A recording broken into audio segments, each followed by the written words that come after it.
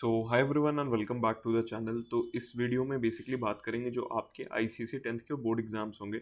Then result जब आपका declare हो जाएगा तो यार परसेंटेज किस बेसिस पे कैलकुलेट किया जाता है।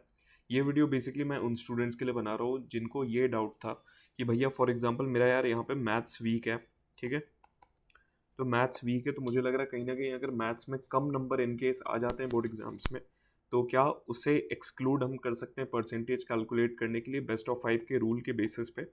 बेस्ट ऑफ 5 क्या है और ये सारे डाउट्स आपके जैसे इंग्लिश कंपलसरी होता है नहीं होता है, उसके मार्क्स कैलकुलेट होते हैं नहीं होते, वो सारे डाउट्स इस वीडियो में मैं जो भी आपके मार्क्स के रिगार्डिंग है परसेंटेज के रिगार्डिंग है वो यहाँ पे क्लियर करूँगा, ठीक है।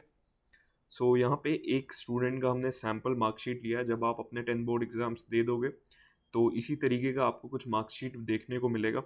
तो देखो यार, ऐसे तो आपके 10 सब्जेक्ट हैं, आप 10 सब्जेक्ट्स के पेपर दोगे, बट यहाँ पे आपको 6 सब्जेक्ट्स के मार्क्स दिख रहे होंगे क्योंकि आपके जो सब्जेक्ट्स होते हैं 10 सब्जेक्ट्स वो इंडिविजुअली कैलकुलेट नहीं होते हैं। जैसे यहाँ पे हम देखते हैं, यहाँ पे जैसे यार तुम्हारा इंग्लिश लिटरेचर और लैंग्वेज हो गया, वो उनका अलग अलग मार्क्स ना कैलकुलेट करके बल्कि जो काउंसिल होता है वो उन दोनों का एक एवरेज मार्क्स हमें देता है। जैसे इस स्टूडेंट का इंग्लिश लैंग्वेज में 78 आया था एंड इंग्लिश लिटरेचर में 79 आया था, तो इन दोनों का जो एवरेज होगा जो 79 आता है उसे हम as a single subject English में कैलकुलेट करेंगे, ठीक है। हिंदी को यहाँ पे इंडिविजुअल सब्जेक्ट हिंदी संस्कृत जो भी आपका होगा वहाँ पे उसके इंडिविजुअल मार्क्स कैलकुलेट होते हैं। देन यहाँ पे हिस्ट्री सिविक्स एंड ज्योग्राफी इन दोनों के भी एवरेज कैलकुलेट होते हैं, ठीक है।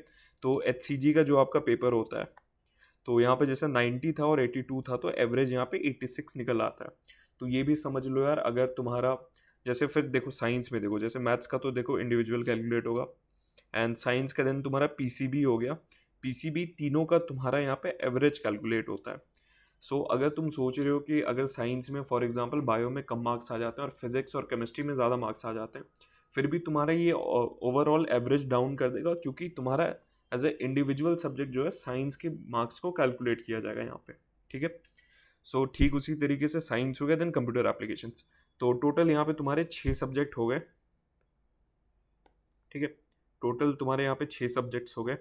अब 6 सब्जेक्ट्स में हमें बेस्ट ऑफ 5 के बेसिस पे जो होता है वो परसेंटेज कैलकुलेट करना होता है, ठीक है। तो बेस्ट ऑफ 5 में एक चीज़ जो ध्यान रखना, यहाँ पे जो तुम्हारा इंग्लिश होता है ना, इंग्लिश तुम्हारा यहाँ पे कंपलसरी सब्जेक्ट होता है।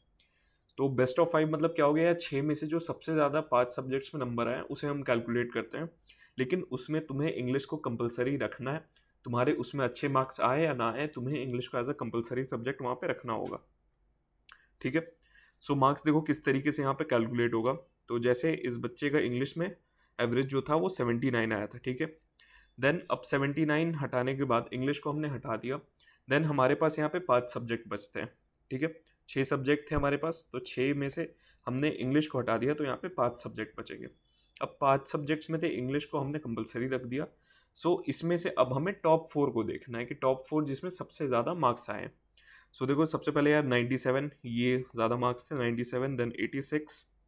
देन यहाँ पे देखो यार मैथमेटिक्स में इसके 75 आए। बाकी सब्जेक्ट्स, बाकी जो 2 सब्जेक्ट है 76 और यहाँ पे 93, इनसे ये कम है तो इसे हम इंक्लूड नहीं करेंगे। यहाँ पे मैथमेटिक्स के मार्क्स को हम इंक्लूड नहीं करेंगे अपने परसेंटेज कैलकुलेट करने के लिए, ठीक है। सो यहाँ पे मैथमेटिक्स को हम एक्सक्लूड कर देंगे एंड 76 देन 93। अब ये आपका हो गया बेस्ट ऑफ 5, इसे ही हम बोलते हैं बेस्ट ऑफ 5। अब इन जो 5 सब्जेक्ट्स के हो गए ना, इन 5 सब्जेक्ट्स के मार्क्स के बेसिस पे आपका 10th का जो परसेंटेज है वो कैलकुलेट किया जाएगा। सो आपको इन 5 सब्जेक्ट्स के मार्क्स को कैलकुलेट करना पड़ेगा। तो इन्हें आप टोटल करोगे तो समवॉट अराउंड ये आ जाएगा आपके, ये समवॉट अराउंड 431 के आसपास आ जाएगा, ठीक है। 431 आउट ऑफ 500। सो इस बच्चे ने 500 में से 431 स्कोर किया है, तो हमें इस पे ही अब अपना जो परसेंटेज है वो कैलकुलेट करना पड़ेगा।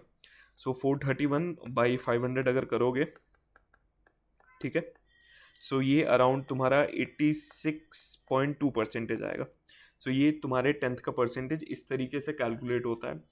एंड देखो बहुत स्टूडेंट्स को डाउट रहता है कि देखो यार इन केस भैया मैं किसी सब्जेक्ट में फेल हो जाता हूँ, ये चीज़ तो देखो पहले तुम्हें सोचना ही नहीं है। हमारे चैनल को अच्छे से फॉलो करो, पढ़ाई अच्छे से करो, बट स्टिल अगर मैं एक एग्जांपल लेता हूँ कि कोई स्टूडेंट अगर किसी सब्जेक्ट में, देखो यहाँ पे तुम्हारे मार्कशीट में ना नीचे में एक और चीज़ लिखा रहेगा, पास सर्टिफिकेट अलॉटेड, ठीक है।